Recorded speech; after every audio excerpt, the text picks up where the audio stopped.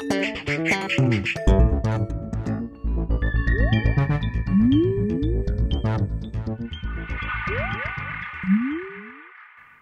everyone and welcome to The Vortex, where lies and falsehoods are trapped and exposed. I'm Michael Voris.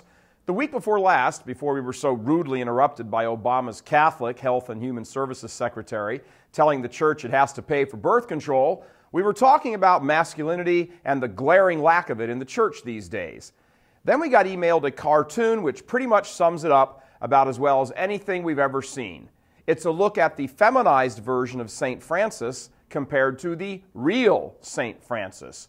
This extraordinarily masculine saint has been turned into some feminine hippie by the cult of the feminine that dominates certain quarters of the church these days. So, here's the cartoon, right after a big shout out to Jeff Harris of Sword of St. Peter Blogspot. Thanks, Jeff. Be sure and click on the link over here on this page and give him some loving for all of his work. Now, feminine hippie boy Francis says, I love birds and trees and people who smile. Blech, yuck, phewy. But St. Francis the Masculine says the following in his second letter to the faithful, quote, "See, you blind ones, you who are deceived by your enemies, by the flesh, the world, and the devil, because it is sweet to the body to commit sin, and it is bitter for it to serve God. And you have nothing in this world or in the one to come. The body becomes sick, death approaches, and this man dies a bitter death.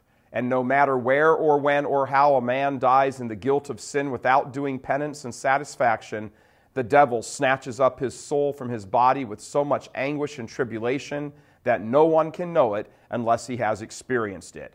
And they leave their substance to their relatives and friends, and these have taken and divided the inheritance amongst themselves.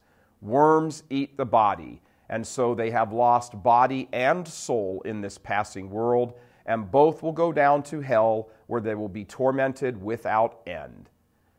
That'll make you look differently at those St. Francis gnomes in your friends' gardens next time you see one. Be sure and share this vortex with those friends, and see how long they stay your friends. God love you. I'm Michael Voris.